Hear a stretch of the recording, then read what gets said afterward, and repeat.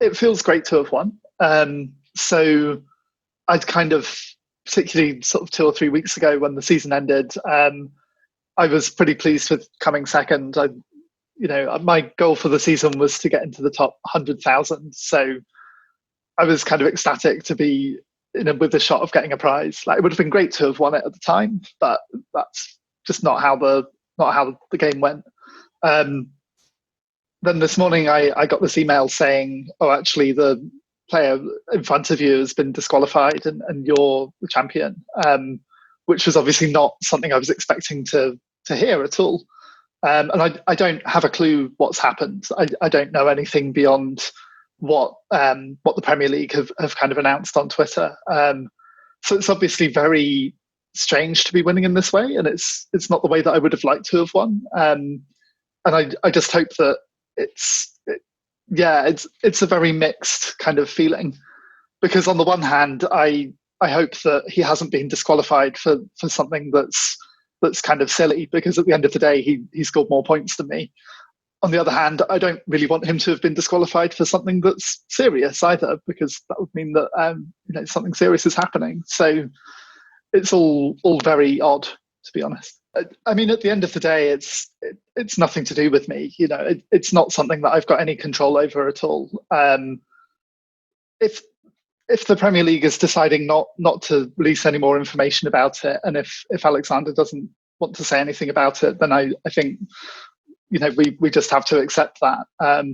Obviously, I'm kind of curious what's happened, but at the end of the day, I felt incredibly lucky to end up in second place, and obviously even more lucky to now end up in first place.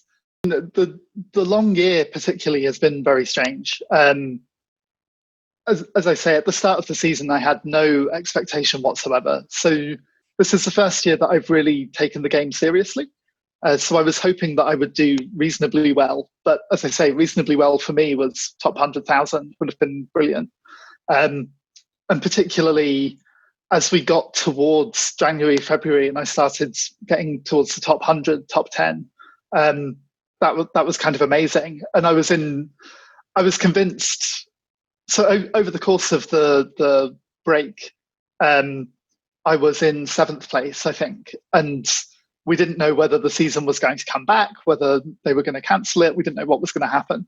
And part of me was saying, well, I'm convinced that if it does come back, I'm going to plummet down this league table like a stone, because I didn't really know what I'd done differently in order to get there.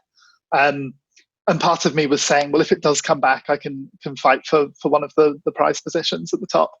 I think with it being such a long season, I think it's definitely made people a lot more interested in the game, with there being matches basically every night for the last month or so. It definitely made it a kind of very intense time from a fantasy football point of view. I mean, it still hasn't really sunk in, because obviously I thought it was all over a few weeks ago. And in my head, I was kind of thinking, well, maybe if I'd done these things differently, I would have managed to win it. But at the same time, I was thinking, well, if I'd done some other things differently, I would have been a few thousand places further down the table. So I'm very pragmatic about it, I think. I wasn't expecting to get second, and definitely wasn't expecting to get first after the season seemed to be finished. So, I'll take it as it comes, and maybe it'll sink in sometime later tonight. But